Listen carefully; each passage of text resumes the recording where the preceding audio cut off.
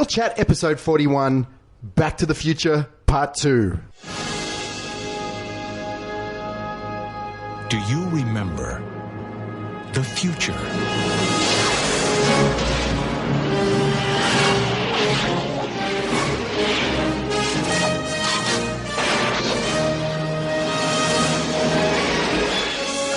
You've got to come back with me. Where? Back to the future. Are we back? We're back. What do you mean we're in the future? October 21st, 2015. Marty, we're going to be able to see our wedding. Wow. The future. I gotta check this out, Doc. Look what happens to your son. Oh, he's a complete wimp. Don't talk to anyone. You've been looking, Bob. Don't touch anything. I need to borrow your hoverboard.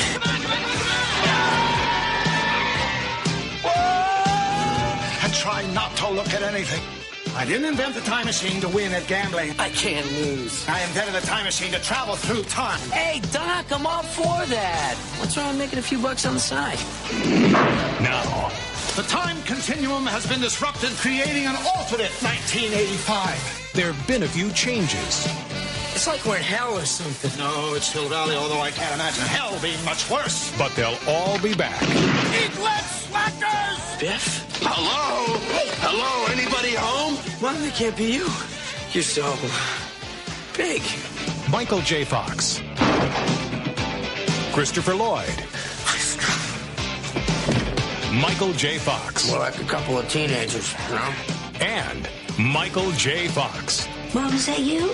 Steven Spielberg presents a Robert Zemeckis film, Back to the Future, Part 2. Getting back was only the beginning. Everybody, welcome to episode 41 of Real Chat, a podcast that promises week in, week out, the real world as we know it. Today we're looking at 1989's wonderfully complex and surprisingly dark Back to the Future Part 2. Now, the first and third Back to the Future movies in the series have a far more conventional and arguably successful three-act structure.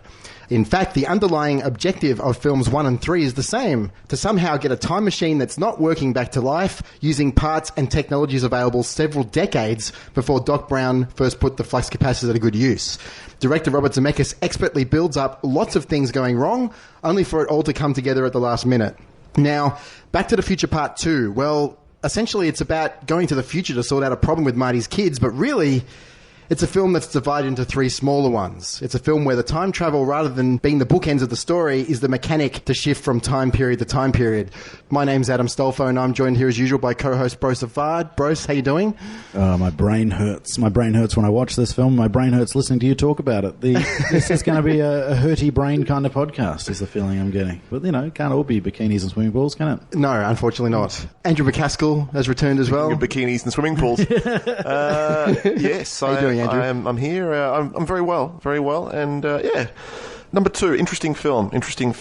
Lots of pros and cons, so it'd be a good one to talk about. Good stuff, and returning as well, good friend Matthew O'Neill. Matt, how's it going? Yeah, I hate these films. I just wanted to see Adam's heartbreak. I'm only joking. No, I like these films. I'm looking forward to... Well, you're in the right place. Yeah. No dissenting voices here, please. I'm happy to go back to the Future with Real Chat podcast. Fantastic. Unlike Back to the Future Part 2 as well, we've got the same cast to talk about this film as we did for Back to the Future.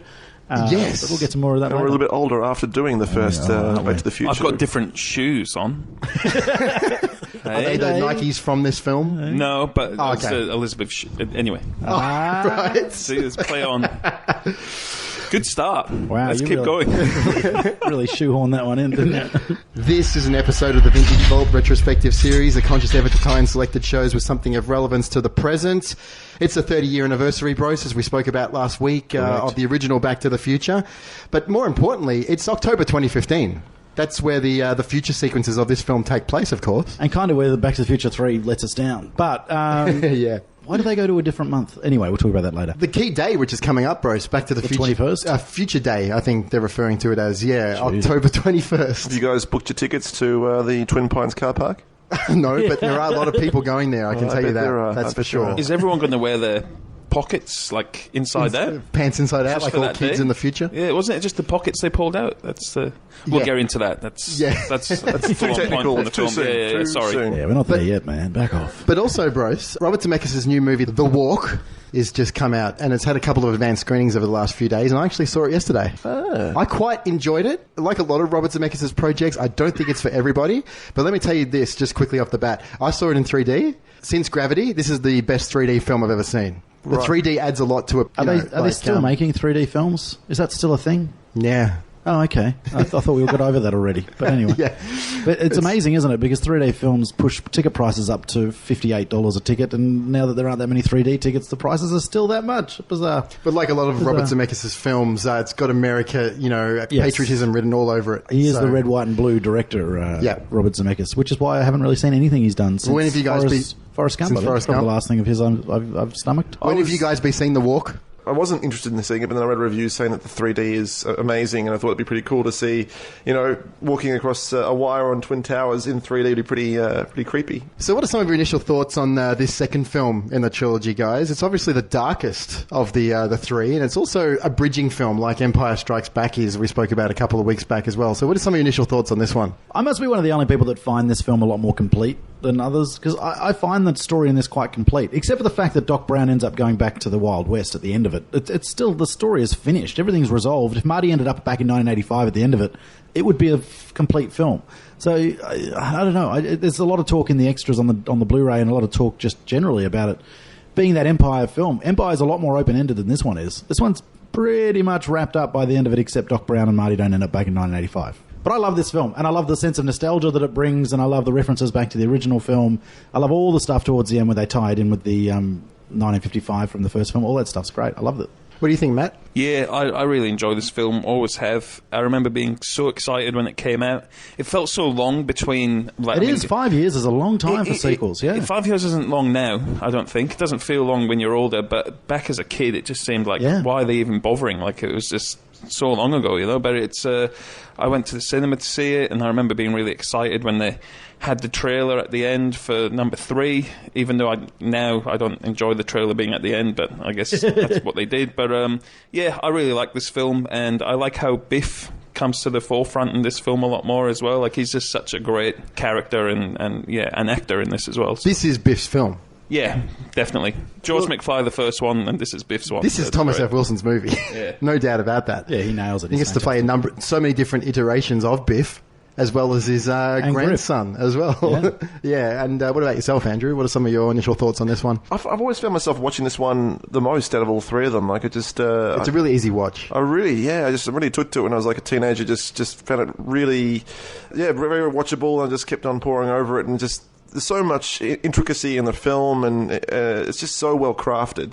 And the whole fact that we go back into the first film is just insanely clever, and the fact that no one's really aged. It's so believable that everyone. It's like they shot it the next week. It's I think the fact that Michael J. Fox didn't age until probably the last 10 years, it really helps in this film. Like, he just looks exactly the same all the way through. And even when they do cut to some of the original footage from the first film and back to the reshot footage, and just. It's so subtle, the difference. It's just amazing, yeah. Director Robert Zemeckis said that initially a sequel was not planned for the first film, but its huge box office success led to the conception of a second installment. He later agreed to do a sequel, but only if Michael J. Fox and Christopher Lloyd returned as well. With Fox and Lloyd confirmed, Zemeckis met with screenwriting partner Bob Gale to create a story for the sequel.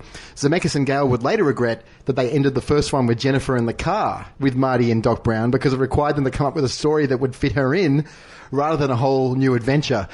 Although they really do get rid of her pretty quickly and non-subtly. Literally dump her with the garbage. Yeah. They leave her in the alley. It's bizarre. I know. It's like she was at St Kilda's Mad Monday or something. She gets knocked out every 5 minutes. Like, every scene, she's like, "Oh, I'm awake again." No, you're not. Gale talks about it on the commentary as well, and they talk about it a lot about the fact that they were kind of stuck with her in the car. But if they hadn't put her in the car and then written her into this film in the way they have, that whole relationship would have seemed really hollow and kind of forced. And the first film, there's not a lot of detail between Jennifer and Marty. It's kind of there at the start and sets things up, and it's there at the end to show the happy ending that he has the beautiful girlfriend or whatever.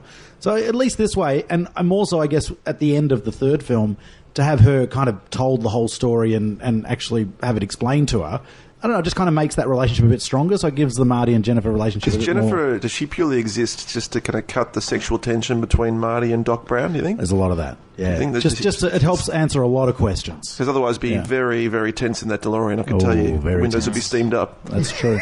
It's only a very small, confined space as well. It's a two-seater, isn't it? Yeah. So Gale wrote most of the first draft by himself as Zemeckis was busy making Who Framed Roger Rabbit.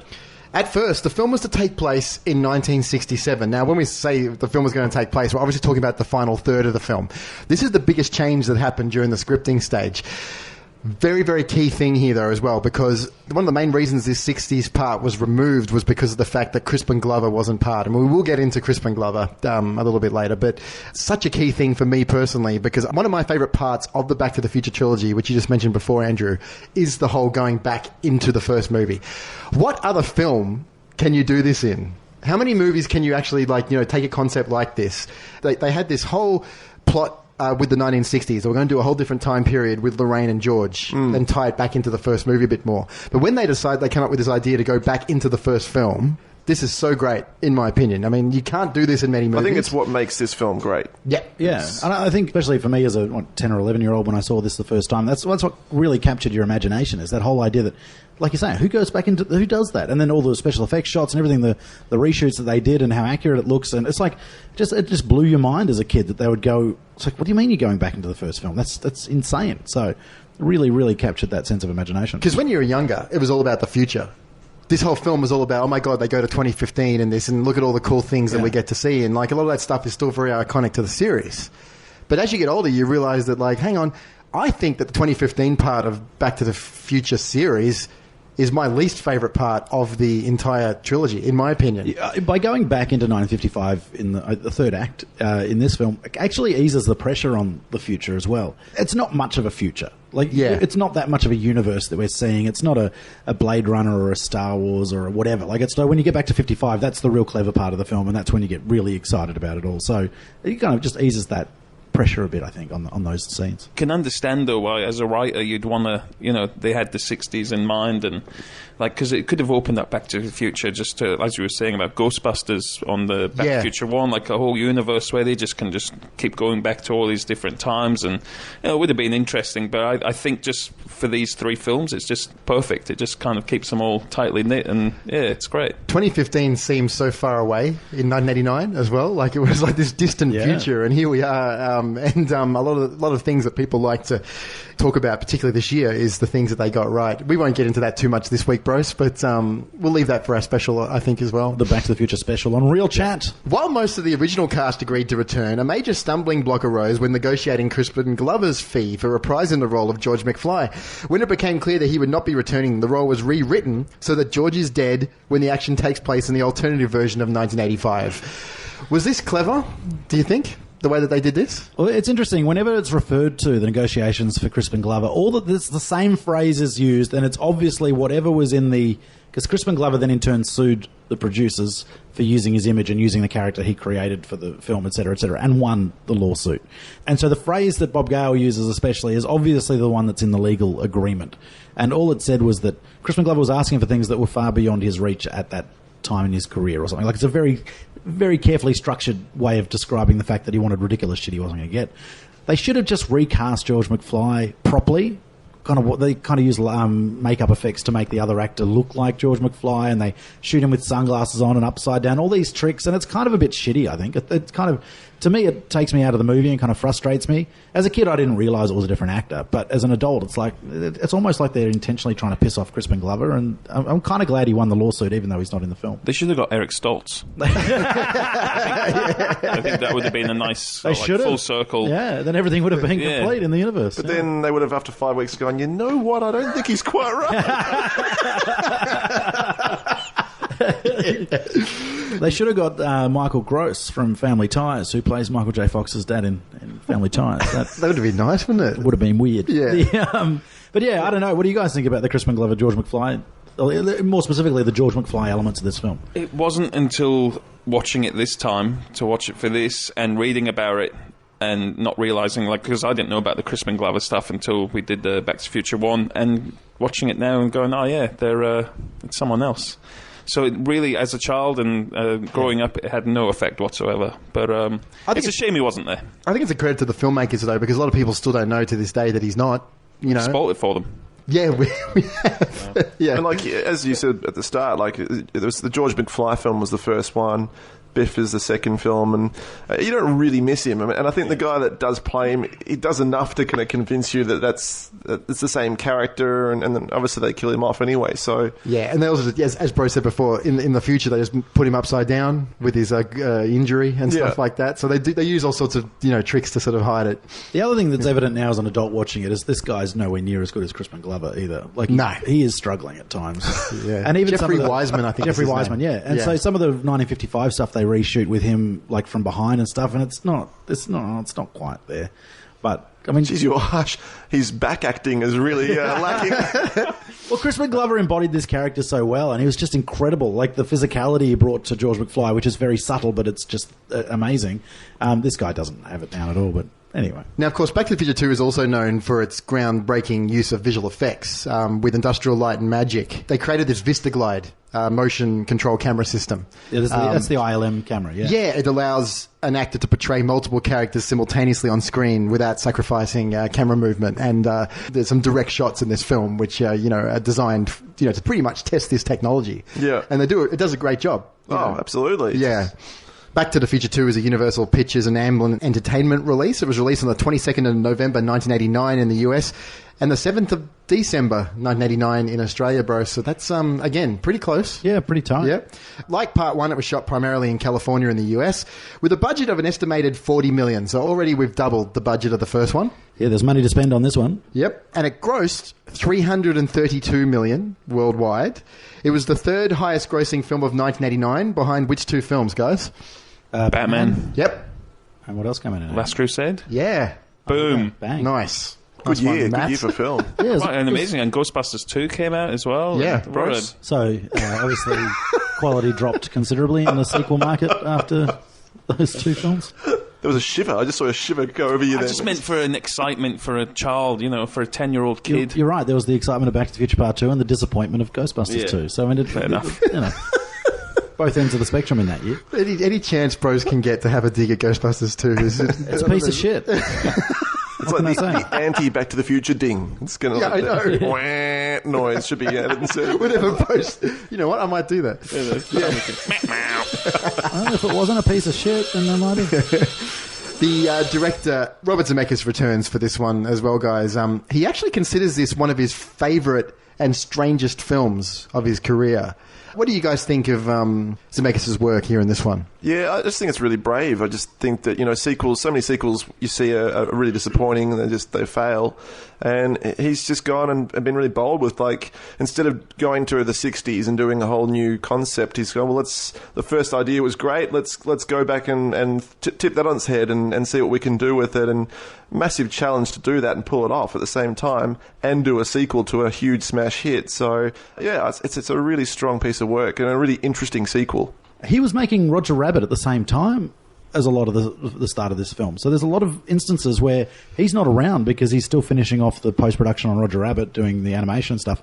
It's just phenomenal that he's just so busy at this point and nailing two incredible films at the same time. And because it was shot back-to-back with Part 3, yeah. While he was shooting Part 3, he was editing this one. He was, and doing post-production audio and stuff on this one. Like, it's just remarkable. But, it makes sense when you're busy. It's a good time to be busy. What about yourself, Matt? Yeah, I think the factor it comes out 5 years later, and it just, like, rewatching them now, even with, like, the introduction of different characters playing some minor parts within number 2 and 3, it's just how seamless it is. Like, it just feels like the first film. It just flew into each other. It's great. I think it also speaks of the strength of the first film, and without belabouring a term here on Real Chat, the iconic nature of the first film in terms of the City Square set and the costumes and the characters and the way everything's established. They have a lot of fun playing with that kind of world they've already created. But because that world was created so solidly in the first film, then it's a lot easier than to go back in and play with that stuff. I think the danger with the 1967 stuff is that they would have had to have created a lot more information, I think. Whereas once they go back, it's 2015, they can play with that city square again and go back into the first film and have a good play around as well. You guys notice they don't show you a huge amount of the town square in 1955 this time. Because they only did one street of it. They didn't restore it. They didn't build the entire thing this time. I reckon this film is like an example to all future filmmakers on how to do exposition. Because there's so much exposition in this film and the first film, and he's just a master at making that entertaining. Yeah, Christopher Lloyd's the key there too. And the for key sure. is, definitely. Yeah. The main scene, where he's got the blackboard and he's drawing the timeline for us all, and that scene I've heard it being criticised for its use of exposition, right?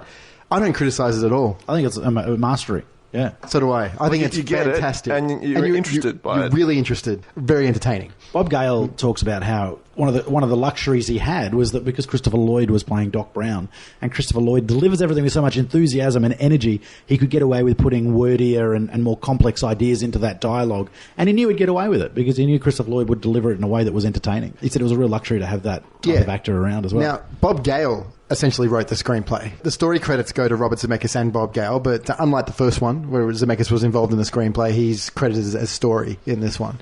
So what do you guys think of this script? It went through a few changes, as we mentioned before, particularly the last third of it. But what do you guys think of Bob Gale's and Zemeckis' work on the script on this one? Yeah, again, I think it's seamless. And I think, like we were talking with number one, or part one, the payoffs in that film from start to finish, they're just ramped up to 11 in this one. And I guess that's why it gets confusing, because you're just looking out for everything, and it's everywhere. But it's a hell of a lot of fun. And you get the sense that he's really just fine-tuned these scripts. I mean, there's no fat anywhere in these films. They're just...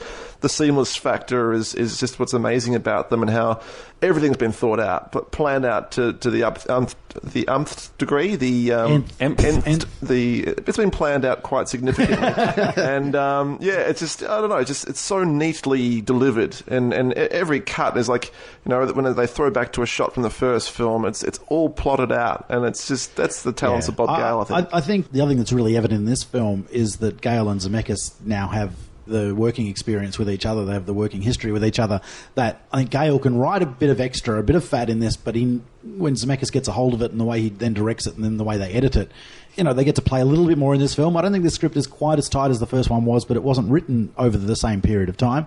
But I think Gale and Zemeckis complement each other really well, in that Zemeckis is good at pulling some of Gale's stuff back, and because there are some scenes cut out of this that were just kind of extra exposition or repeating the same kind of idea that just got cut out. It's fine, you can shoot it or not shoot it, but storyboarding is remarkable in this film. They storyboarded the shit out of it, and I think that really shows as well. I think a thing we need to mention here, Brose, as well, is that this was originally a script along with part 3, one big massive long film, 160 page or 180 page script. 160 page script where 2 and 3 were all one big long movie called Paradox.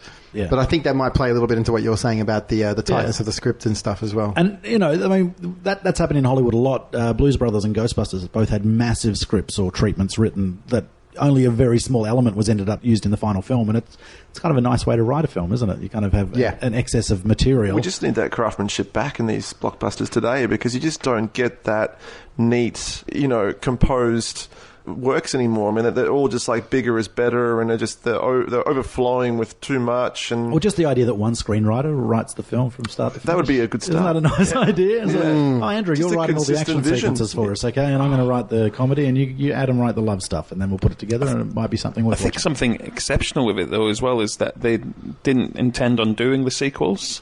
Yeah. Do you know what I mean? But it feels so much like they'd written the whole thing from the off. Like, it feels like it was a universe they'd created, from the start. So that was that's quite impressive. Yeah, definitely. The cinematographer Dean Cundy returns. Andrew, what do you think of his work in this one? Yeah, I mean, it's hard to analyse, I guess, because it's seamless. Again, it's just, it just fits in. They nail the look of the first film, and they go back to it. Obviously, there's a much darker vision in this film, particularly in the middle. Oh, of course, the alternate 85 is very effective, and it's really desaturated and darkly lit and ominous. The filmmakers referred to that alternate 1985 section as Biff horrific. Yes. That's how they describe it. Yeah. I mean, when you're a kid, that scene is always... You're so downtrodden when you're watching because everything's gone bad and dark and everyone's in a bad place, and you just think it goes on for a lot longer than it does. But then when you get older, it's just like it's pretty quick. It's just like a fleeting kind of chapter, and then we're back into getting back on track. Here's the key thing about Part 2 as well that people don't really take note of that much is the fact that Part 2, the entire film takes place within, except for the last part in 55. The future and alternate 1985, we're talking hours. Yeah. Unlike Part 1 and Part 3, which both take place over the course of a week, Part 2 actually happens within hours, most of it. To a degree, it's all done in real time. Yeah. Yeah, obviously, little cuts just to speed up travel, but otherwise it's not like overnight or hours later or anything like that, yeah. Now, just quickly, guys, with the cast, the principal actors had committed to the sequels before any scripts were written. However, there was a stumbling block in negotiations with Crispin Glover, who stated that he was offered less than half of what Leah Thompson and Thomas F. Wilson were being paid to return. Crispin believed this was due to producer Bob Gale taking exception to Crispin voicing his disapproval of the original ending of the first film, which we spoke about last week, where the McFlys viewed money and material possessions as rewards, causing a script change. During sequel negotiations, Crispin's agent expressed to producers that Crispin wanted fair compensation, in addition to a script approval clause in his contract. Bob Gale refused to give in to either of these requests, instead offering a lower salary amount than the first offer. After Crispin turned down the lowball figure of $125,000, Gale rewrote the sequel script to lessen George McFly's screen time. As we mentioned before, Jeffrey Wiseman was cast as George, and using moulds of Crispin made on the set of the first film, was dressed in facial prosthetics to look like Crispin so they can incorporate excerpts from the original movie. All shots of Wiseman either show him from behind, at a distance, upside down, or with sunglasses.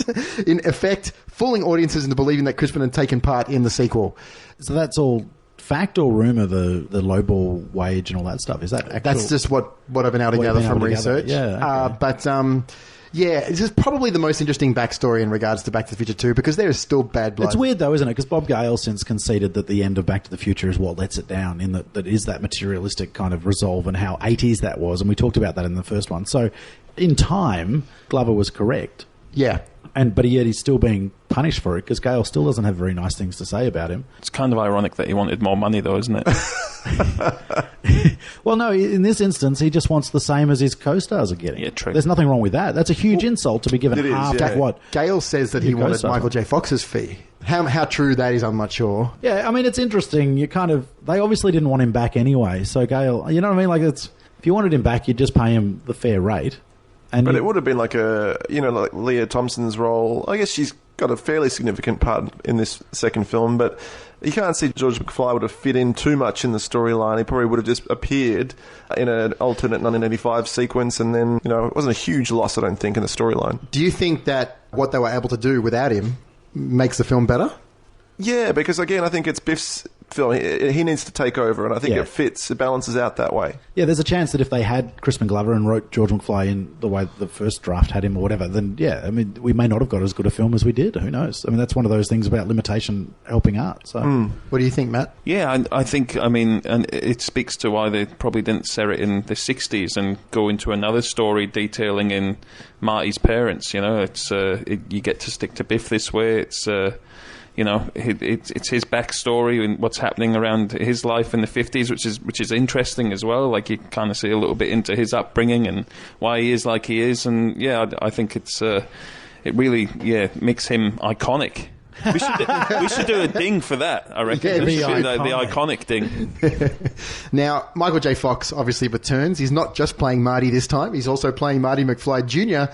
and his daughter, Marlene McFly, in this one. What do you guys think of Michael J. Fox's work in this one? We spoke about him a lot in part one, but this is obviously 4 years later, and what do you guys think of him in this one? I think this is his best one of the three. Oh, yeah? Yeah, I really like him in this one. Well, he's conscious. Yeah, and I just like him. There's a lot more range of emotion, like when he's in that dystopian 1985, and there's a lot more for him to do, I think, in this. I don't think Michael J. Fox misses a beat. He's phenomenal in this. He's so charismatic anyway, and you're right, he gets to play around a little bit more. He gets in playing the different characters. It's a weird direction for an actor like Michael J. Fox to start playing multiple roles, because he's, usually, like you were saying, it's a Eddie Murphy, Peter Sellers Jerry Lewis kind of idea. You know, it's a full comedian kind of role, whereas Michael J. Fox isn't known for that, you know, more slapsticky kind of stuff, I guess. But he's phenomenal. I think he's great. It just seems like he was destined to play Marty McFly. You know, like he just nails that role in all three films, and it just fits. You know, it feels right. I mean, obviously Eric Stoltz would agree, but it's just the tone. He leads the way with the tone of this film all the time, and he's integral to the films. And no wonder when they talk about remaking them now, it's just like how that could not work. Michael J. Fox is that series, I think. And yet, I was interested in the making of featurettes where they say that, Marty McFly isn't really the main character. He kind of just serves the plot, and it's more the other the side characters. He is not unlike Mad Max in some ways. Yes. Yeah, we kind of look at the adventures of other people, or you know, a Quantum Leap type thing where he just pops in. So. He's also the only character we obviously stay with for the entire trilogy, Brose, who is the same iteration of himself from the very start of part one. You know? Exactly. We just stay with that character because not even the Doc, like, you know, we see different versions of the Doc numerous times, and it's quite interesting. Over the place. Interestingly, he was still making Family Ties at this point. Yep. But the story goes that the actors were so good on Family Ties, so into character, they didn't need to rehearse as much. So he definitely had weekdays. I think Mondays and Tuesdays they talked about that he had free to do this, as well as weekends and stuff. So he still had a fairly tight schedule. He was still doing Family Ties and this at the same time. It's a long-running show, isn't it, Family Ties? Yeah, it went for 7 years, I think it went for in the end. Mm-hmm. And, but he had a little bit more time during the week than he did on the first film, and was able to be wide awake on set this time, which is good. Christopher Lloyd's back playing Doc Emmett Brown, and really he is just picking up where he left off, isn't he? He's amazing. He's as good as he is in the first one. I love awesome. Christopher Lloyd. I think he's just an amazing actor. So, it's phenomenal. Yep. What do you guys think of Lloyd's? Yeah, the same thing. I mean, it's the two-parter, isn't it? Like these guys are the series, and just their chemistry is what makes it such a warm experience to watch. So again, he adds to that. Christopher Lloyd has that great scene in this film where he interacts with his younger self. Yeah, that's awesome. Which is really good. I presume you're conducting some sort of weather experiment. That's right. How did you know that? Oh, I happen to have had a little experience in this area. Yes. Well, I'm hoping to see some lightning tonight, although the weatherman says there's not going to be any rain. Well, there's going to be plenty of rain, all right. Wind, thunder, lightning. It's going to be one hell of a storm. Well, thanks. Nice talking to you. Maybe we'll bump into each other sometime again in the future. Or in the past. Watch that scene and really focus in on Christopher Lloyd's performance in both of them as well. There are some really key things where it's almost like he's remembering this exact conversation from his younger point self, because you see him ticking over in his head. Oh yeah, that's what I said. Awesome. You're asking for this, but I know that I need this. It's really, really well done. I really like that scene. Leah Thompson returns to play Lorraine. Very different role this time. I mean, she plays a number of different iterations of herself again. Yeah. What do you guys think of her in this one? Just quickly, the 1955 stuff, she just looks amazing. She looks as good as she did in the first film. It's 5 years later. I mean, that really helps sell as well. Leah Thompson and Michael J. Fox both just look exactly the same, and it works really well. I've heard her in interviews talk about her the Bifferific Lorraine, which is the alternate 1985, and just how much fun she had playing that. And that's the kind of role she's always wanted to play but never gets asked to play. And then she's like, but it's there in Back to the Future too. I've done it before. And you can tell that she really enjoys having those big fake tits in the film. She touches them a lot, inordinately, more than you would if you had big fake breasts. That is a great scene when he wakes up and he can't take his eyes off them. It's just... Mom, that can't be you.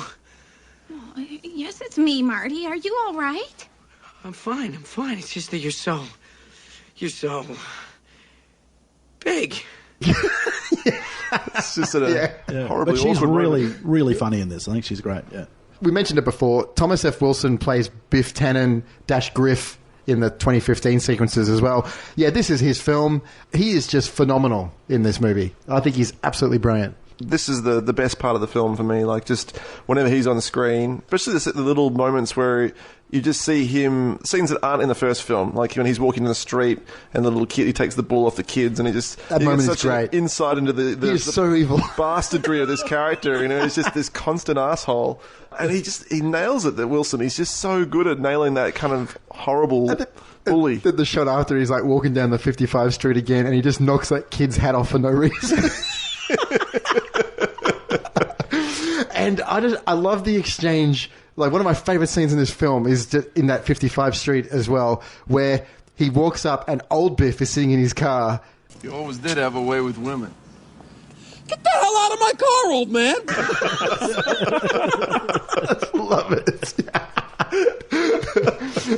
Yeah, it never fails to make me laugh. Those little scenes, when he just grabs Lorraine and he just says, "You're my girl," and it's just like it's just so powerful. Just those little additional parts that you just and then insight into him, and it's just there's a great mystery to this guy. Like and the fact that he doesn't really talk about the film. He's changed in the last year or two. He's come around again, and he's so integral to them. He used to be really angry about it, but he has started talking about it now, which is, coincidentally, he might make some money off it, I guess, this year. But it's weird. Like, I mean, did you not have a good experience? It's kind of weird that he, surely he could launch an amazing career off the back of these films. Like, was he typecast too much? Like, was it too?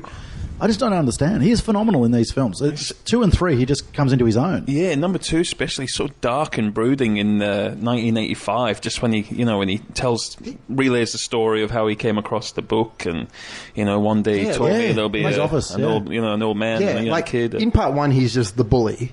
Right? Yeah. Except there's a couple little undertones that he's actually he crosses the line a little bit, particularly the rape scene with Lorraine. But in this one, particularly in the 1985 stuff, some depth he's just one of the great villains. Like, he's an evil man. Like, he killed George McFly. Yeah. I mean, kid, I own the police. So exactly. He can get away with anything. He's just like the ultimate bad guy. It's just something really creepy about, the theme of what would happen if you came into money, what without getting too deep, but just like your core personality would do. Like the fact that in the normal 85 he's just waxing the cars and he's just this kind of pathetic, mess. But if, he was successful, he'd be this monster, Yeah, it's also a different take on the whole money thing with part 1. Yeah, it's also it's the dark way of using it. Well, I think that's really important, because I think obviously that they realised they might have got that wrong with the ending of the first film. Maybe, and it's a reaction against that. Yeah, to show alternate ideas. Across the 3 of them, though, he's just the most fun actor and character to watch, because he really is the one who changes them. I know we have the change with George McFly, but this guy goes from like a coward to a bully to a rapist. He's in there too, and just like that real evil one in 1985. He's just so much fun to watch. But there are definitely some key moments in this film in which you're watching the movie and you think back to the first one, and you're like, gee, this film's dark in comparison. Yeah. But that's what I love about these films. Like, there's always that moment in each film where it's really quite dark, and for such a kind of frivolous, fun family film, they go there sometimes, and they wouldn't do that now. If they made that today, that they would pull back and go, "Oh, that's a bit much." Agreed. But that's what makes these films really good. Elizabeth Shue is the big addition to the cast, I suppose, even though her character's not in it really that much. She plays Jennifer Parker. Yeah, what do you guys think? We spoke a little bit about her when we did part 1. She has nothing to do. She can do no wrong. Elizabeth Shue. We've established you're the fan here, mate. Some of our listeners have contacted me during the week and was quite shocked by the general dismay with Elizabeth Shue and the appreciation for the other Jennifer. Oh, really? Yes, people were quite shocked by that. So can you name them? Well, people contact, because I've got their address. I'm smelling bullshit. That's all. It just feels like you're making this whole thing up. Yeah, no, I got some criticism. I got some heat during the week for it, and it seems that there's some big Elizabeth Shue fans out there. I mean, there's not much for Jennifer to do in this film anyway, except she spends a lot of the film unconscious, doesn't she? So she's made up to look like Claudia Wells. She's kind of, there's not much to this role. She's got contacts in, doesn't she? She's got brown contacts. She's got that horrible wig on, and she's got the makeup on. Claudia Wells doesn't play the character in a comical way at all. No. Elizabeth Shue certainly does, but particularly when she's like brought to in the future house, and she's like got all this like physical comedy where she's like running around. I think she does a really good job. It's very much the same kind of physical comedy of Doc Brown. It just fits in nicely with the whole film.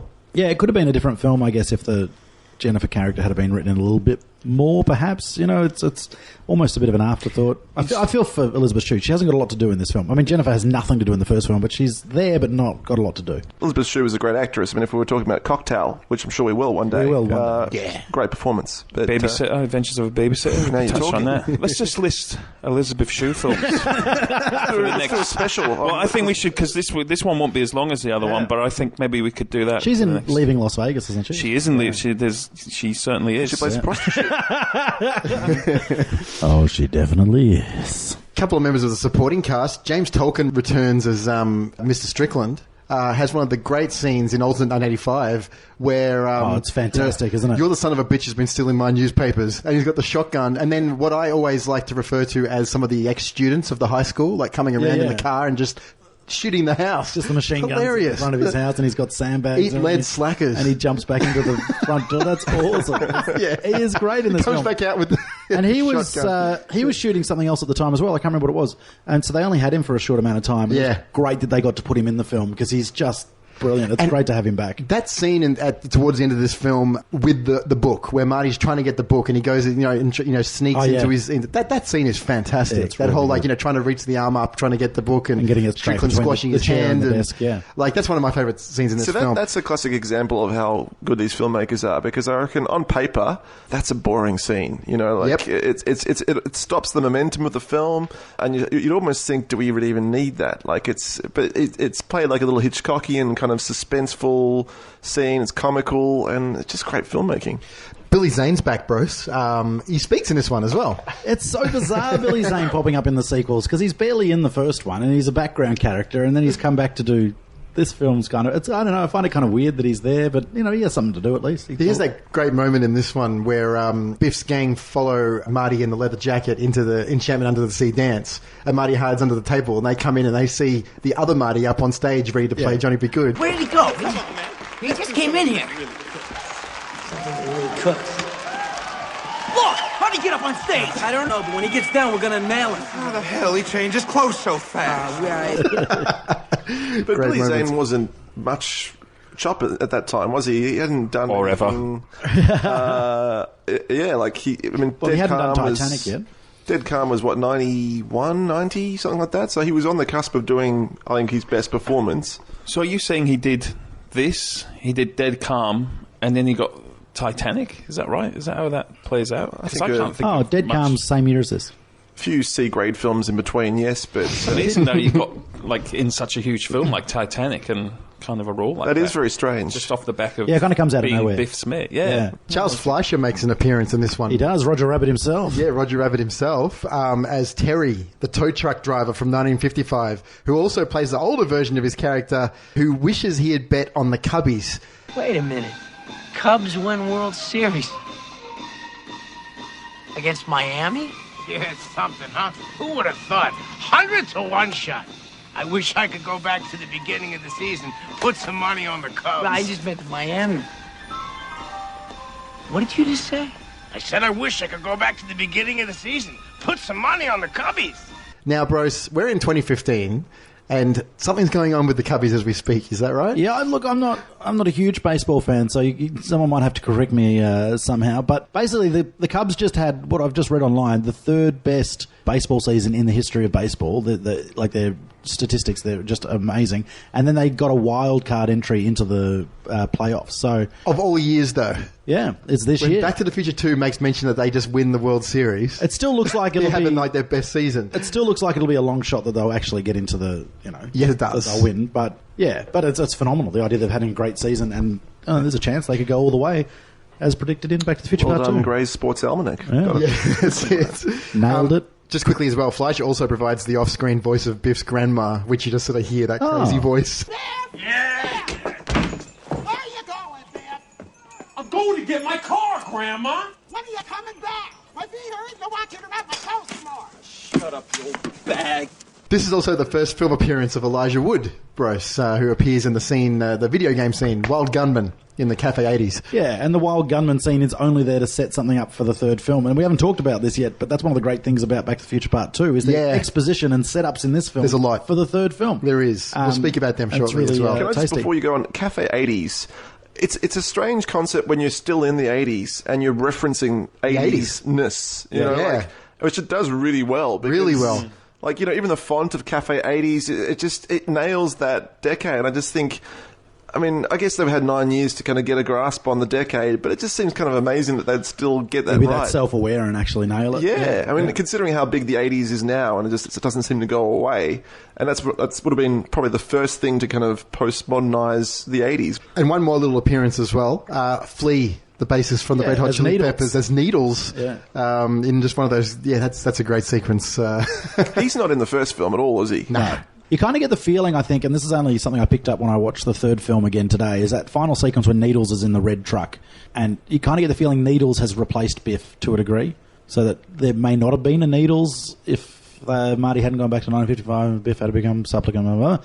So I kind of get that. But that's not explained at all. But it's only at the end of the last film where you're like, oh, so I guess Needles replaced Biff. Yeah. In that Needles has a gang made up of Biff's gang members from the other films. That would have been cool. That's right. Like It's a nice touch, isn't it? A Biff from Marty's generation would have been cool. Like a young Biff. That would have been cool. Yeah. Yep. Yeah, like a Biff's son or something. Yeah. Is Flea... Am I right in saying he's from Melbourne, isn't he? Yeah. So that makes him the only Australian actor in Back to the Future series. Is that true? Possibly. I didn't know that. I didn't know he was from Melbourne. He was born in Melbourne. Yeah. Oh, right. Yeah. No, I didn't know that. Flea fact. I'm just giving it away Willy-nilly. Giving it away now. Thanks. Wow. Fantastic. Add some more chocolate. You're on Fucking fire. hate Red Hot Chili Peppers as well. Just, Oh, do you? I can't fucking stand them. Can't stand them. Andrew knows that all too well. What are some of your favourite scenes in Back to the Future 2, guys? Okay, I'm going to go first. I love the bit where Marty jumps and then he comes back up on the... It's great. Yeah, and which they just rip knock off- him out with the car. They use that shot in Aladdin too. It's kind of exactly the same shot. that's a great Aladdin point. jumps Yeah. over, he comes up. I was watching it this time. I'm like, hang on, Aladdin ripped this off. Yeah. Yeah, it's cool. That is a really great moment, and everyone wants to see Biff's head at that stage get smashed in with the DeLorean door. Yeah, the gull wing door. I love that. That's great. Yeah. Brose? Oh, it's just so many. I know, it's hard. It's hard to it's hard to pull stuff apart. I mean, I guess, and I kind of alluded to it at the start. All the stuff in 1955 when Marty's back on stage doing the Johnny Be Good and there's he's the two climbing Martys above. and over the catwalk and like just the way that all plays out, the tension that's built up as well, and just the fantastical kind of visuals of it's just phenomenal. Cutting between older footage of the Under the Sea dance and then newer footage and back and forth. It's just outstanding. I mean, that whole sequence is just phenomenal, and probably, God, just even all of 1955 in this film. Hey, did you just take his wallet? He just took that guy's wallet. Where is he? Who? Calvin Klein. Who? The guy with the hat. Where is he? Oh, he went that way. I think he took your wallet. I think he took his wallet. I love that. That guy's great. It's so good.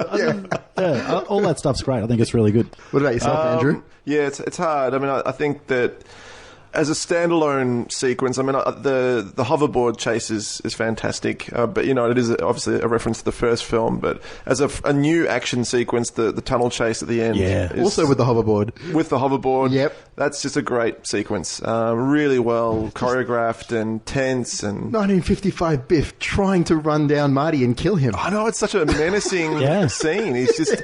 And again, Thomas F. Wilson, he just plays it so hulking, you know, villain. He's just great in it. So. There's a real comical element to his performance as well, isn't there? Yeah. Like particularly that 1955 version of him. Like, you know, he's hilarious. And but even the future, the Griff version, like he plays that differently. It's so over the top. It's so over the top, but it's so fascinating. You get this different interpretation of an evil character. Yeah. It's just great. Yeah, it's really hard for me in all these films, Bruce, to narrow down to a few scenes. The entire last third of the film, which you spoke about, Bruce, anything in 55, I love. I also love Doc's end of the universe speech in the future. Doc, what do you mean? I foresee two possibilities. One, coming face to face with herself 30 years older would put her into shock and she'd simply pass out. Or two, the encounter could create a time paradox, the results of which could cause a chain reaction that would unravel the very fabric of the space-time continuum and destroy the entire universe. Granted, that's a worst-case scenario. The destruction might, in fact, be very localized, limited to merely our own galaxy. Well, that's a relief. Comforting to know. Also, old Biff meeting young Biff, that whole sequence. I love that in 55 as well. And as well, the hoverboard chase in the tunnel. Yeah, but just most of the film.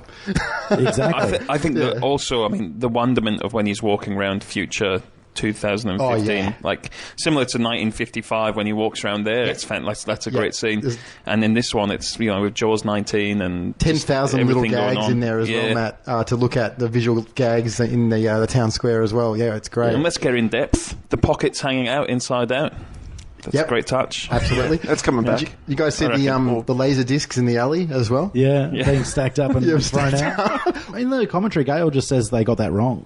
They thought laserdiscs were going to actually take off and be the next medium, and he's like, we got that wrong. Laserdiscs didn't. And that's why they're getting thrown out then, obviously. Because laserdiscs still survived up until the kind of mid-90s. There was still a laserdisc market. So, yeah, I guess they did predict laserdiscs becoming irrelevant, but, I mean, in 2015, people don't even know what a laserdisc is, do they? Like, I own some. I don't have a player.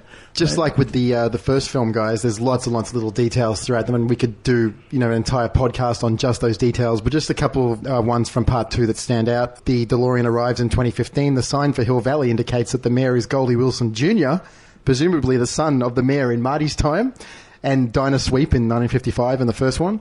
But he's not the only member of the family around. There's also an advert for Goldie Wilson III hover conversions. Yeah, it's on the big screen there. That's great, that bit. Yeah, great little touches there, and so many callbacks to the first film. The other most obvious reference in the 2015 town square is the holographic advert for Jaws 19. By the time Part 2 was released in 1989, there had already been 4 Jaws films, so maybe it wasn't unreasonable to suggest that there might be a further 14 in the 26 years that followed. Jaws made you afraid to go in the water. Jaws 2 made you afraid to go back in the water. Jaws 3D was a new dimension in terror. In Jaws 4: The Revenge, it was personal. Then it was just business. Then pure pleasure. Cyber Jaws made you afraid to log on. And Robo Jaws made you afraid of robotic sharks. Then Chief Brody's grandson assembled a super team of shark hunters. Jaws 10, it was man versus shark versus all the terrors of the deep. Outer space, then a prequel and a sequel to the prequel. And then a new era in terror began. Jaws started a family.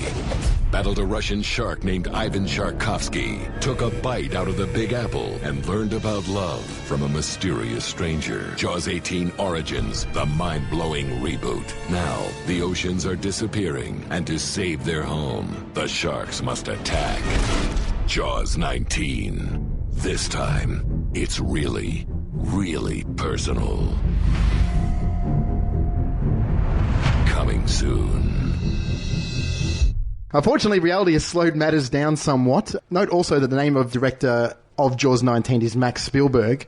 That's the real name of Steven Spielberg's first son, who was born in 1985. Oh, there you go. But unlike fellow famous director offspring like Jason Reitman and Max Landis, he's never actually followed his father into filmmaking. One of the shots that is a freeze frame shot, which you've got to check out if you're a fan, is the antique store where Marty gets the That's very Great cool. Sports There's Almanac. a nice little Roger Rabbit doll sitting in the window, which Zemeckis directed as well, obviously. That's it. If you pause the film and have a look yourself, some of the highlights include Marty's own denim jacket, including the Art and Revolution badge on the jacket from the first film, a Ronald Reagan LP and video, a talking Who Framed Roger Rabbit doll, a 1984 Apple Macintosh, various Nintendo Entertainment System games, the first 2 Jaws films on Laserdisc, Animal House and Dragnet on VHS, nice. a JVC video camera, the one that Marty actually used in the first film in the Twin Pines Mall sequence, and a Frisbee as well. So that's nice. Another little reference to Part 3 Well, I don't know, did we mention in the first podcast Ronald Reagan? We did, didn't we? Yeah, we did. In the speech, and Ronald Reagan was a huge fan of the film, so that's why the Reagan... And he obviously appears in the Cafe 80 scene on the video screens. Yeah, he's one of the does. waiters. The Max Headroom style love waiters. that. We've got Michael Jackson there. Michael Jackson, who was also a huge fan of Back to the Future and gave permission for them to use his likeness for that sequence as well. And which also goes into Part 3 as well, Bruce, when Marty dances in the does saloon. The moonwalk. Does the Michael Do you think Jackson. they used Crispin Glover's mould for the Ronald Reagan as well? Because it you just recycle, just put Crispin Glover's face and everything, even Michael Jackson. A more subtle reference, perhaps, in the Cafe 80s is the fact that there are a couple of 80s aerobics machines in there. Do you guys notice this? No. This is a nod to the decade's fitness trend. Also, the fact that the venue was a gym in 1985. So they actually sort of carry a little bit of a gag across from Part 1. Oh, there. yeah, right, of course, it was, yeah. Among the channels that Marty Jr. selects when watching TV at home, there's an advert for a plastic surgery company called Bottoms Up, promoting 2 breast enlargement options called the Super Inflatable Tit and the Headlight Tit. Wow. Weren't these supposed to be family films, Matt? Yeah, it's a bit full on. Yeah, but just one of the television shows Wow. that Marty Jr. decides to watch all at once. The hydrating pizza dinner scene, meanwhile, offers one of the most obvious examples of product placement. Black & Decker products, such as the hydrator. I think having the hydrator as a Black & Decker again, like we talked about in the first film, I think it actually helps the reality of this film that it's not just some generic future device. It's a Black & Decker hydrator. Everyone would have one in their home, and if they had the rights, they developed the technology, then that would be Black. I kind of like that element. I find the Pepsi product placement is quite heavy-handed in both films, 1 and 2. And I guess the other thing that helped the Pepsi stuff is that, like we said in the first podcast, Michael J. Fox did a Pepsi commercial. So Michael J. Fox was associated with Pepsi. So when you saw his character drinking Pepsi, it's just an extension of that idea, and it felt quite natural. I don't know if you guys found any of the product placement jarring in the Back to the Future films, or did you just saw it as... I think in number 2 in particular, in the future, it's just fun. Yeah, I think it's really fun. I mean? The idea that you're seeing the products from the existing companies in the future, kind of the gags that go with it. Yeah. There's a blink it and you'll miss it moment, because the Doc certainly misses it. There's a fleeting clue as to what Biff's just done before we actually find out for sure, and that's obviously the key scene where he steals the DeLorean and goes back to the past with it. There's a close-up of the time circuits, and on the readout, if you look, it's when Doc's about to go back to 1985 with Marty, Jennifer, and Einstein. If you have a look at the last time departed, it says November 12th, 1955. So if the Doc had actually had a look at that, it might have... I mean, obviously that's a movie thing, because that would have made for quite a boring film. Yeah, exactly. But there's a clue. You can see the date right there on the bottom saying that where old Biff had just come from. Oh, that makes sense, yeah. Yep. As if to emphasise just how sick and wrong the alternate 1985 is, it's the only version of Hill Valley in any of the films where the famous clock has been removed from the clock tower. Never mind cheating on all those bets, murdering George, marrying Lorraine, turning Hill Valley into a squalid, crime-ridden dump. Surely this is Biff's greatest crime, removing the clock, the classic clock. Another neat touch is just to show how awful alternate 1985 is. The sign outside Biff's Pleasure Palace declaring that the smoking is required if you're going to come inside. Not no smoking, but smoking required. Yeah. It's a nice gag. It's mandatory. As Marty watches the promotional advert for the museum, we get our first hint, if we didn't know already, what the third film might be about. There's a photo of Buford Mad Dog Tannen, who Marty will eventually meet in 1885. Although the films were shot back-to-back, however, the final look of Thomas F. Wilson's makeup and costume hadn't been settled on. So this is an early photo of an early test, so you actually see him, he actually looks quite different to the way he appears in Part 3. He looks a lot different, yeah. Before settling down with Lorraine, that's Jane Mansfield and Marilyn Monroe that alternate Biff is shown to have dated in that video as well. And then he settled for Lorraine, apparently. Yep. His high school love. His high school sweetheart. So he wasn't just some sexual predator, he actually was madly in love with her and was just taking it. It's a little thing, barely even noticeable, but it's another example of the Back to the Future scripts being so well thought out. When Marty returns to confront Biff, the first thing Biff asks is how he got past the security downstairs, especially notable compared with the last time Marty approached it from the ground. Marty doesn't answer, and so you'd probably think nothing of it. But it's a subtle hint about what's coming next, because obviously he came in via the top floor, courtesy of the DeLorean. Ah, right, okay. But this is one of those little things that, Bob Gale obviously, pays attention to. Well, you get the feeling Bob Gale pays attention to everything. So that's it. Another little hint about something that's going to happen later, which you guys may or may not have noticed, as the time circuits go on. When they go on the fritz, they malfunction for no reason. Yeah, it shows the the date that's popping up it shows 1885 of all years. I noticed that the first time I saw this film, I guess because I knew it was a Western film coming next or something. Like, that's something that was always quite obvious to me. But there was actually something that was written in the script, Brose, that wasn't incorporated into the final film, as to, rather than being completely random, the time circuits have just got a glitch in them. There was a reason why they glitched in one of the early scripts, Brose, and it had something to do with a callback to the first film as well, with Peabody. Yes, right, yeah. There was apparently a scene in which write him back in where he shoots with his famous shotgun from the first one at the flying DeLorean. So he actually sees this flying version of it at some point in this film, which apparently then went some way to explain why the time circuits malfunction. Yeah, there was a deleted scene where they were going to set up that he'd been put into a mental asylum after the first film for claiming to have seen aliens, and then in this film, it's kind of a bit sad, and I guess it speaks more of the darkness of this film. Yeah, he was going to be released from the asylum just in time to see Marty and Doc return to 1955. Which basically sends him back into... It was really hard. That's great. Yeah, and I guess that's when he would have shot at the DeLorean when it was landing or whatever. I wish they kept that in. Yeah. It's horrible. Do you guys know why Claudia Wells wasn't in the sequels? Her mother was sick. Yeah. And she took time took time off from acting to look after her mum, which is quite sad. People still want to know to this day whether hoverboards are real. Well, that was the Zemeckis at the time of the release of the film. Zemeckis had that gag, and it's in a lot of the documentaries on the Blu-ray. I think there's 12 people that are at the Two Pines car park right now that are wondering. A couple of dozen. Yeah. He had the gag that Mattel had developed the technology, and it's never been released because of parent pressure, and that they finally had access to it, and that's what they were using. It wasn't a trick. So, and then Bob Gale in the commentary, which is quite cute, goes, Mattel, we copped a lot of shit from Mattel for having said that because they got a lot of phone calls and letters about the.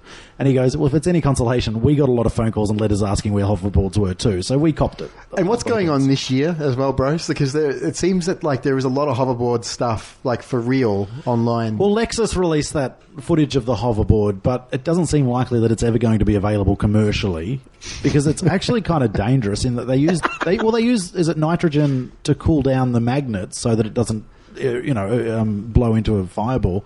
But if you touch it with your hands, the nitrogen will freeze your hands off. It's not something that will be, and you have to, because it's magnetic, it has to be over steel or a magnetic surface.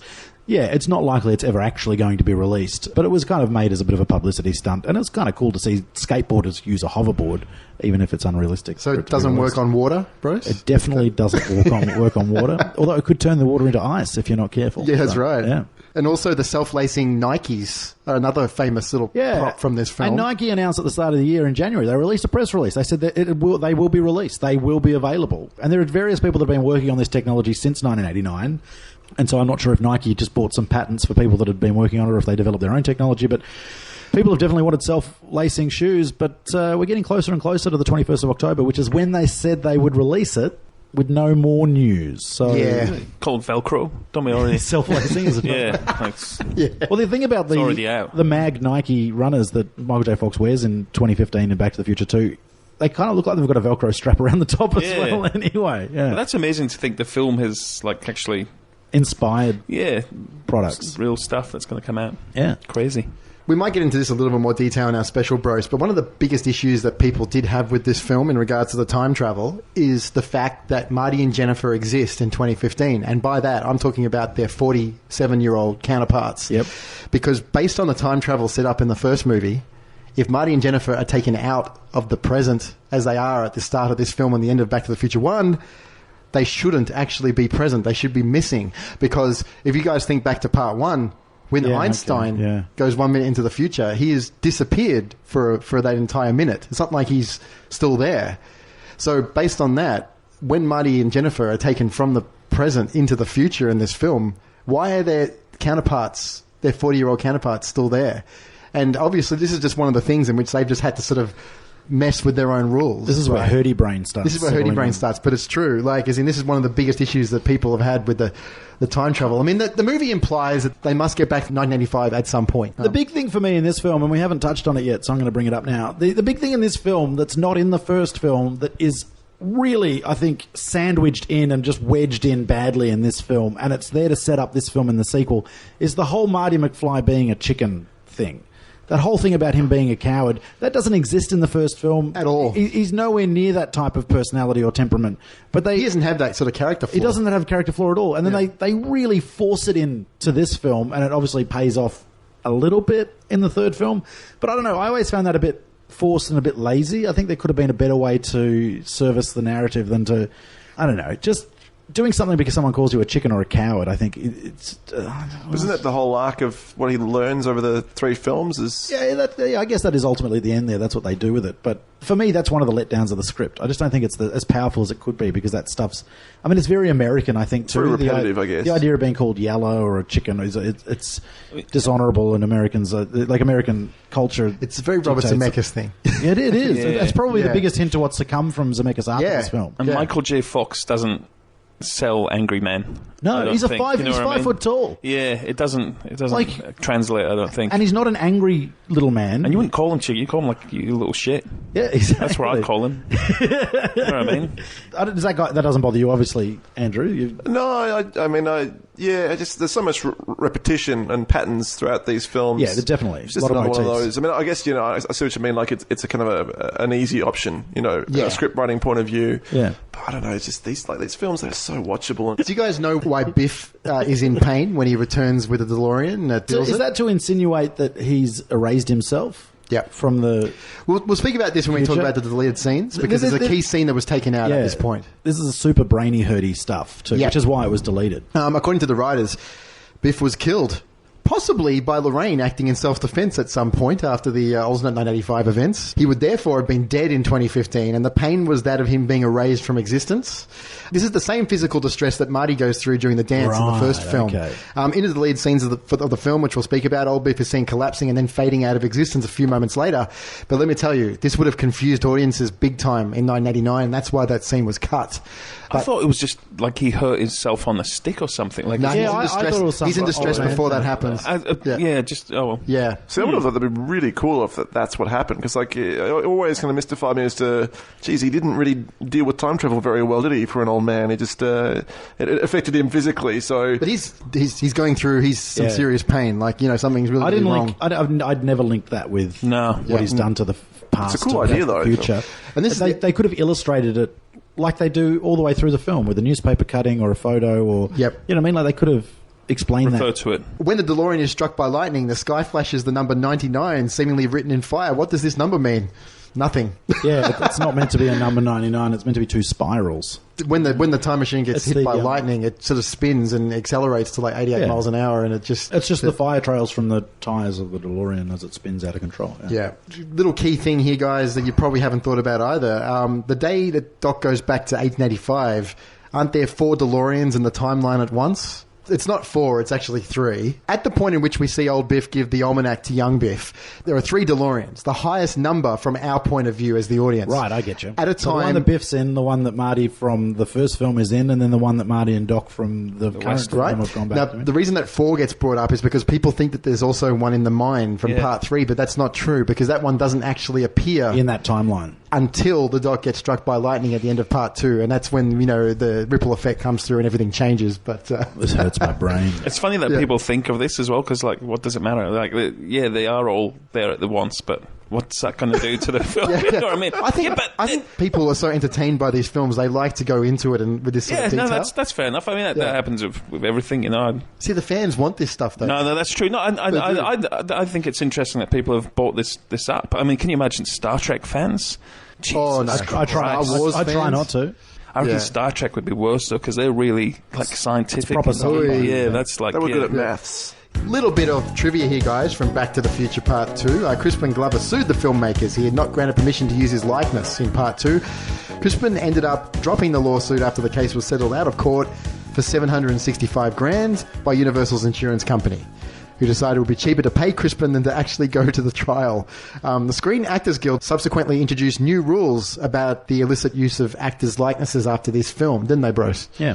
I think it's a good move. I think Crispin was well and truly in the right here, whether he was earlier in the negotiations, and it was a shitty thing for them to do. So, at the school dance, Biff is shown spiking the punch with alcohol.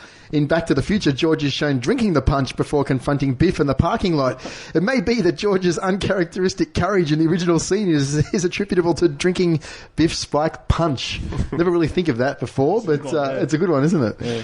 In the DVD and Blu-ray extras of Back to the Future Part 2, Robert Zemeckis had said that he did not want the film to take place in the future. That is because he felt that every time that movie takes place in the future, it is mispredicted.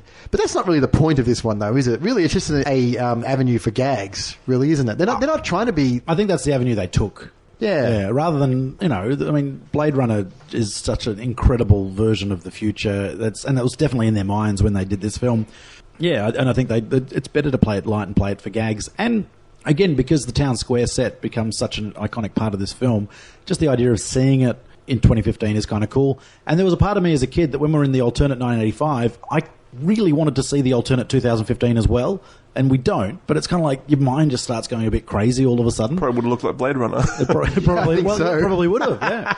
But yeah, so it's kind of, I'm glad they played it that way and played it a bit lighter, and it was an alternate take on a character almost rather than an actual accurate depiction of the future. The other thing they talk about is that they wanted a positive future. It wanted to be an aspirational future, one that, it's 2015, and from 1989, in some ways life's a lot better, and in some ways it's the same. And that's what they were trying to go for with just more gags and over-the-top stuff, so...